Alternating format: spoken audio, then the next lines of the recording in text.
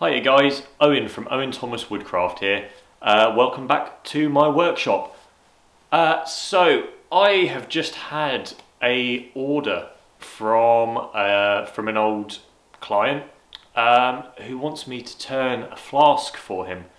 So I thought I would run a video showing the process of how to turn a wooden flask on a pole lathe. There's not a massive amount of information out in the world about flask turning. The only thing I've really seen is a video from quite a while ago now, 6-7 years ago maybe, on YouTube. I'll put a link down in the comments to that video. So the original video was filmed by a guy called Stuart King, who's a very well respected historian with regards to wood turning. He's got a big collection of old woodwork, and as far as I know, he travelled around quite a lot, making video of various people turning around the world. But yeah, the video that I was most interested in was this video of a guy in Romania who turned a wooden flask on a pole lathe. At the time, I thought, well, that would be impossible. I thought I'd never learn how to do it. And as far as I knew, as far as most people knew, that kind of thing the idea of that had kind of died out. But when I took a class with Jared Dahl on how to turn lidded boxes, I felt that the techniques were probably pretty similar with regards to the hollowing technique and fitting the lid as well. So I thought I'd give it a go, making a flask. This is what I managed to come up with, and it works. This is the largest. It's not the first flask that I turned, because I had a few failures. And it's not actually the first successful flask either, but this is the largest flask that I've turned so far. Because of the wood that I have, I'm not going to make one quite so big today. But this is the idea. So it's actually a two-part turning. We have the body here, the little feet, and the spout. They're all one part, and then this piece in the middle here is a separate part that's put in afterwards. So we turn the body first, hollow it out, and then we make a cap that fits really tight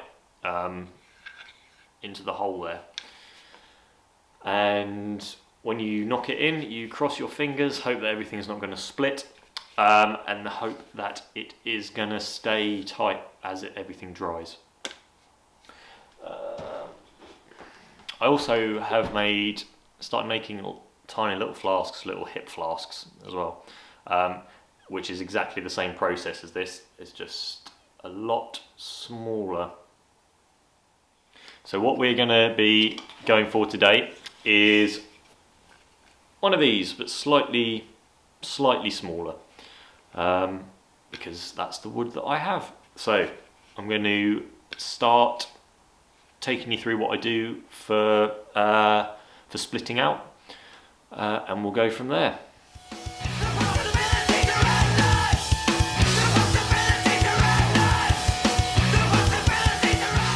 Right, so I've got a nice lump of sycamore here. One of the things you have to do with flasks is to make sure that you don't use a full width. We want to be using a half so that we don't span the pith. If you span the pith, there's a risk of a lot more movement, and because we're making what is a pretty complex piece of turning, the more warping there is, the more likely the joints are to come apart. So yeah, we're going to use that distance rather than making a really big one, spanning the whole thing. So when you're splitting out for a flask, what you need to do is to try and make sure that the growth rings are going to be sitting straight across the workpiece. So for this flask, I'm going to be splitting out around here, a bit far across, there and there. So that's about 3 inches, which is about right for a flask this size to get a decent amount of volume. Hopefully you can see through the camera that the growth rings here are running pretty much straight across like that. So that will really reduce the amount of warping that will happen when it dries. If I was to take a piece from here as opposed to this part, the rings are actually running like that, which is there's a much greater chance of warping with them orientated like that than there are like this. So that's what we're doing.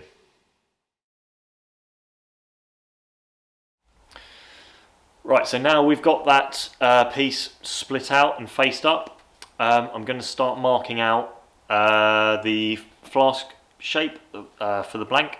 I'll be doing a lot of sawing and some splitting to remove the material, because they're a lot more complex than a bowl. Obviously, there's a lot more different parts to it that need to be different sizes. It's at times like this I wish I had a bandsaw, because this would make it so quicker. But yeah, let's get to it.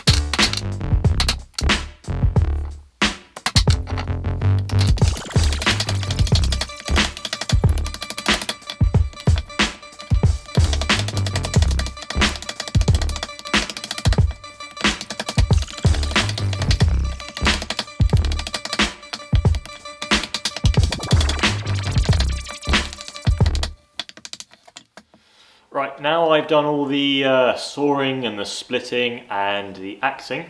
I've got this, which is a pretty decent flask blank. I've got centre point on that end, which is the spout, and I've got a centre mark on this end, which is going to be the base where the foot is. I'm going to drill as straight as I can into the centre there. That is going to be the foot, and that is going to be where we are going to mount the mandrel. I'm going to turn it in that axis so that we get a nice even shape. We get a nice turned spout and a turned part where the carry clips are going to go. And then I'm going to drill square in on that face, and that's how we do the hollowing. Don't need to worry about the hollowing now. We're just going to be looking at shaping the outside, so shaping this part, shaping the feet, shaping the spout. Wish me luck.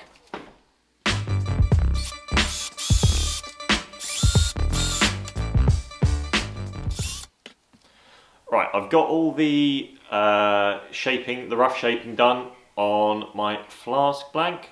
You saw me drill the hole, so now I've mounted the mandrel. You can see it's in the bottom of the flask. So I'm going to mount this on the lathe now, and I'm going to start turning it in this axis. So what that will do is start refining the shape, so I can make it nice and rounded, and it will also be forming the feet, the spout, and the part here which is going to be for attaching a strap. Right, let's get to it.